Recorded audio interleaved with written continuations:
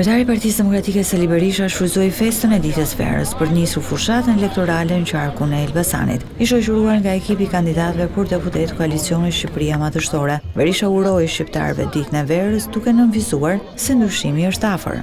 Kjo ditë frymëzon çdo shqiptar që me 11 maj të ndahen nga ky regjim që i varfroi ata gjerë në palës. Por gjatë vizitës së kryetarit të Partisë Demokratike Berisha në Elbasan ra në sy mungesa e deputetëve aktual të këtij qarku, Lefter Gështenja, Zheni Gjergji e Dashnor Sula. Ky i fundit u largua nga Partia Demokratike drejt koalicionit Nisma Shqipëria Bëhet.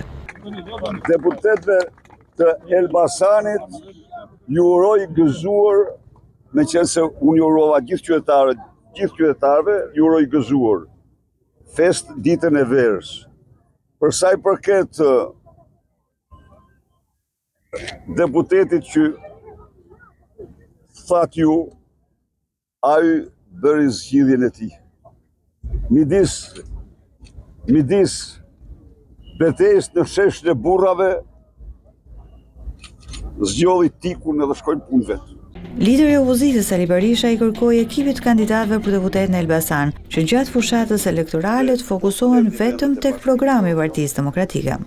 Qeveria veprën e parë publike që do filloj krahas zgjerimit të autostradës Tiranë-Durrës do të jetë bypassi i Elbasanit. Asgjë më urgjente nuk ka se ky bypass.